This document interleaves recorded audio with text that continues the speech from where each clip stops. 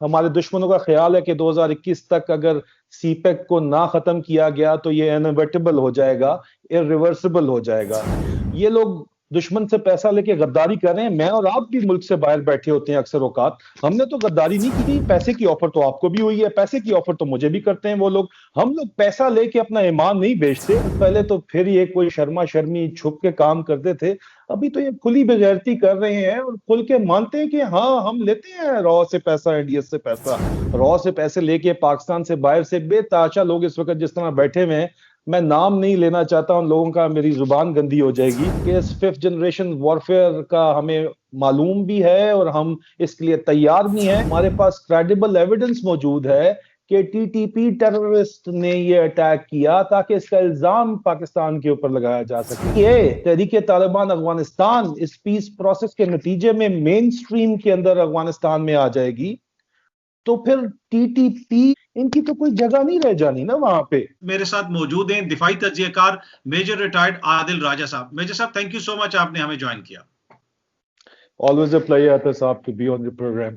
हालिया दिनों में जनरल बाजवा पाकिस्तान की आर्मी चीफ जो हैं, उन्होंने 2-3 जगह पे तकरीर करते हुए फिफ्थ जनरेशन वॉर का जिक्र किया। ये फिफ्थ जनरेशन वॉर का जिक्र क्यों आ रहा है बार बार फौजी क्यादत की जानिब से?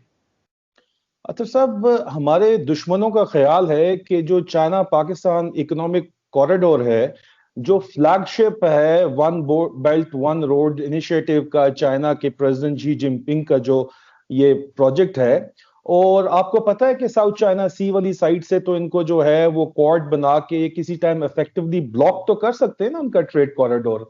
तो the only way out available to our Chinese friend is through the China Pakistan economic corridor. और अगर अफगानिस्तान में पीस हो जाता है तो वाखान कॉरिडोर से हम ईयर लॉन्ग रास्ता सीपैक का निकाल सकते हैं। ये भी ग्राउंड के ऊपर फिजिबिलिटी मौजूद है और इस पे काम भी हो रहा है। तो हमारे दुश्मनों का ख्याल है कि 2021 के आखिर तक अगर सीपैक को इफेक्टिवली ना रोका गया through hybrid warfare, fifth generation warfare, जिसके हिस्सा है मीडिया ऑनस्लॉट प्लस इंसर्जेंसी, जो कि पाकिस्तान में फंड कर रहा है इंडिया, बलूचिस्तान में भी, और अभी अफगानिस्तान में आप देखेंगे कि अफगानिस्तान की जमीन को यूज करते हुए बलूचिस्तान में तो हो ही रहा है, लेकिन एक नई ऑनस्लॉट, नई वेव वो तैयारी कर रहे हैं उसकी करने के लिए, क्योंकि हमारे दुश्मनों का ख्याल है कि 2021 तक अगर सीपेक को ना खत्म किया गया तो ये इनएविटेबल हो जाएगा, इरिवर्सिबल हो जाएगा। तो इस वजह से आर्मी चीफ इसका बारहा जिक्र करते हैं कि इस फिफ्थ जनरेशन वॉरफेयर का हमें मालूम भी है और हम इसके लिए तैयार भी हैं। आपने जिक्र किया, सीपैक का जिक्र किया, अगर सीपैक को रोकना है तो यकीनन उसका जो सीपैक सारा गुजरता है, उसका जो गेटवे है वो गिलगित बल्तिस्तान है। तो गिलगित बल्तिस्तान में अगर आप गड़बड़ करवाएंगे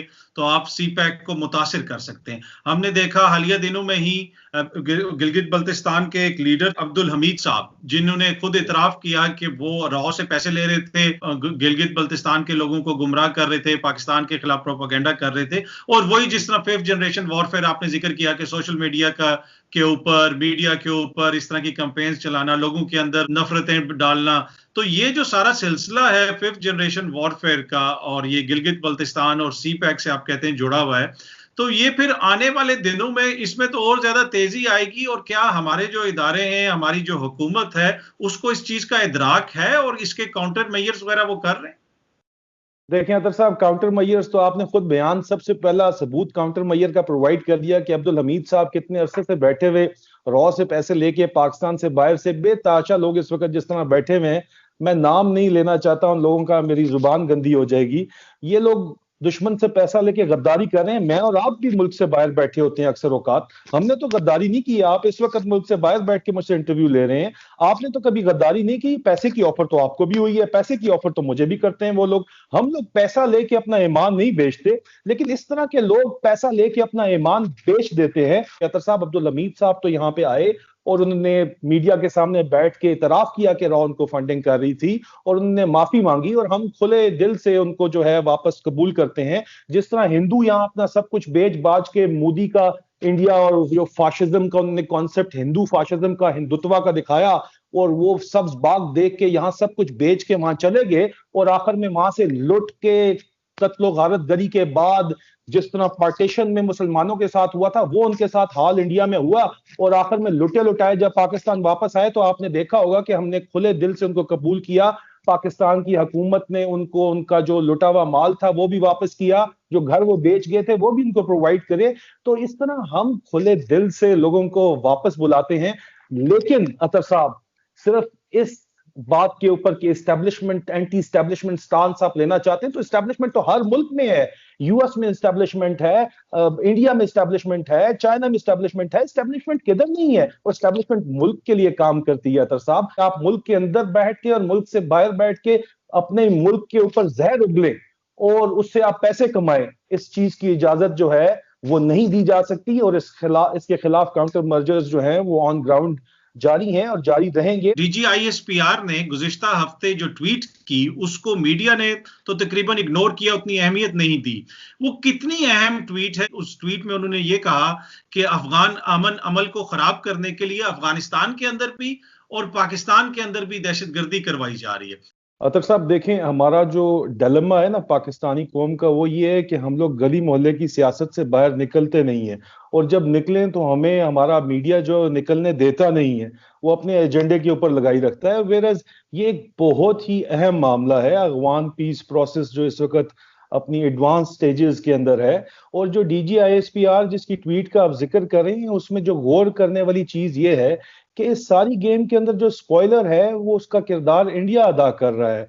और इंडिया एक बड़ी मुनज़्ज़म साजिश के तहत, जो इंडियन इंटेलिजेंस एजेंसी रॉ है, वो अफगान इंटेलिजेंस एजेंसी एनडीएस को एक तो फंड्स भी प्रोवाइड करती है, पैसा देती है, और उसके साथ साथ ये अगवा जो टीटीपी है, तहरीके तालिबान पाकिस्तान, जो इन्होंने खड़ी की थी, फंड की थी, और उसको हमने मार भिगाया पाकिस्तान से, वो अब अफगानिस्तान के अंदर जो है वो ये अफगान पीस प्रोसेस को सबताज करने की जो है जंग लड़ रहे हैं, रॉ और एनडीएस के नेक्सस की बैक के ऊपर उनकी फंडिंग के तहत। तो ये बड़े अरसे से कोशिश कर रहे थे कि मुख्तलिफ जो दहशतगर्द वहां पे बचे कुचे मर्सनरीज हैं उनको इकट्ठा करके अफगान पीस प्रोसेस को डिसरप्ट किया जाए।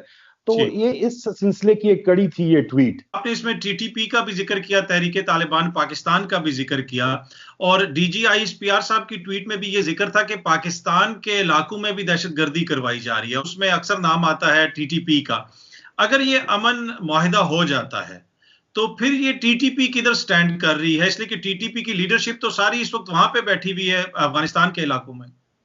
अतर साहब बहुत अहम सवाल है, मैं आपको इस बात के बारे में, मैं I really appreciate this question because you see, यहाँ पे हो ये रहा है कि जो हम पीस अफगान पीस प्रोसेस चल रहा है, वो आपने देखा कि दोहा कतर में माइक पॉम्पियो जो हैं वो तो जाके अफगान तालिबान लीडर्स के साथ, मुल्ला बरादर के साथ जाके खड़े होकर तस्वीरें खिंचवा रहे हैं और पूरी दुनिया में भिजवा रहे हैं। और यहाँ पे डायकोटमी भी ये है कि इंडिया हालांकि उस पीस प्रोसेस के अंदर का हिस्सा है, लेकिन फिर भी रॉ एनडीएस नेक्सस टीटीपी के साथ मिलके अफगानिस्तान में दहशतगर्दी करवा रहा है। जो हाल ही में आपने देखा कि अफगान वाइस प्रेसिडेंट अमरुल्लाह सालेह के ऊपर एक कातलाना हमला हुआ जिसमें काफी जानी नुकसान हुआ। आपको ये चीज देखनी पड़ेगी कि Amrullah Saleh is a vocal critic of Pakistan and ISI as well and Afghan Taliban as well. तो उनके ऊपर किसी किस्म का हमला इस टाइम फ्रेम में करवाने का मतलब होगा कि अफगान पीस प्रोसेस डिसरप्ट हो जाए, क्योंकि उसका इल्जाम स्ट्रेट अवे पाकिस्तान के ऊपर, आईएसआई के ऊपर और अफगान तालिबान के ऊपर आएगा। वेयर एज दिस अटैक से फौरी तौर पे अफगान तालिबान ने, तहरीके तालिबान अफगानिस्तान ने लाताल्लुकी का इजहार किया। और ये अटैक, इसके अंदर हमारे पास क्रेडिबल एविडेंस मौजूद है कि टीटीपी टेररिस्ट ने ये अटैक किया ताकि इसका इल्जाम पाकिस्तान के ऊपर लगाया जा सके। क्योंकि अतर साहब, जब टीटीए तहरीके तालिबान अफगानिस्तान इस पीस प्रोसेस के नतीजे में मेन स्ट्रीम के अंदर अफगानिस्तान में आ जाएगी, तो फिर टीटीपी और ये आईएसआईएस और आईएसआई के इस तरह के जो शरपसंद अनासर है अफगानिस्तान में, इनकी तो कोई जगह नहीं रह जानी ना वहां पे। और यही तो मेन लोग हैं जो इंडिया का एजेंडा वहां पे लेके चल रहे हैं। और पहले तो फिर ये कोई शर्मा शर्मी छुप के काम करते थे, अभी तो ये खुली बेगैरती कर रहे हैं और खुल के मानते हैं कि हाँ हम लेते हैं रॉ से पैसा, एनडीएस से पैसा। तो ये असल में आप देखें ग्रेट गेम चल रही है। मेजर आदिल राजा साहब बहुत शुक्रिया, थैंक यू सो मच, आपने हमें ज्वाइन किया। Always a pleasure ji.